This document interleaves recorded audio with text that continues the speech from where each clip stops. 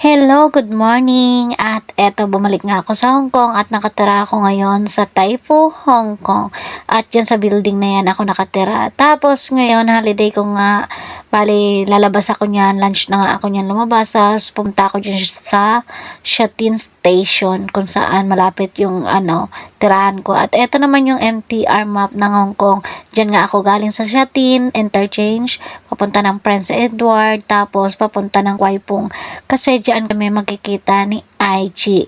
Yan, ng friend ko. At isasama niya nga ako sa mga friend niya. At nag-MTR ako. Ayan yung MTR. At may kaibigan rin ba kayo na pagdating sa meetup ay sobrang tagal na at sasabihin niyo sa inyo na on the way na pero hindi pa pala at naliligo pa. Ayan. Habang naghintay nga ako sa kanya, ay hintingin ako ng mga na Japanese food at eto na nga si Sis IG. Yan yung palagi kong kasama nung nandito ako sa Hong Kong. At ngayon sila na naman yung kasama ko at sinama niya ako sa mga friend niya dito sa Kwai Fong. Sa pagbabalik ko nga dito sa Hong Kong ay medyo tinatamad na ako maglabas-labas. Wala akong extra income at hindi ako sanay na wala akong extra income pag Kaya marites sa tignan mo, hindi naman siya din kagrupo.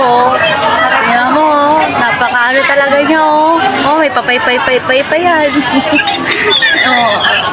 Mamaya yan, nakaupo na yan dyan. Napakamarites talaga ng kaibigan ko. Mamaya, magagawa na naman kalokohan yun dyan. Hoy, ibang grupo na yan.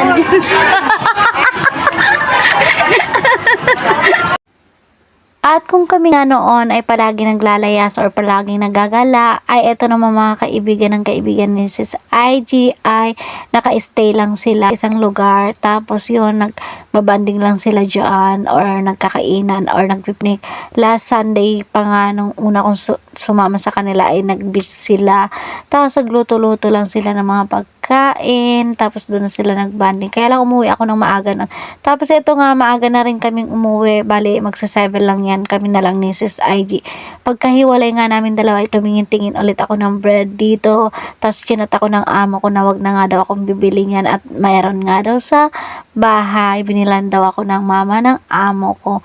Kaya naman ayan, pinakamura nga pala dito na bread ay halagang $8 or nagkakalaga siya ng 35 something sa Pinas or 40. Tapos eto na, sumakay ulit ako ng minibus pagkagaling ko sa MTR.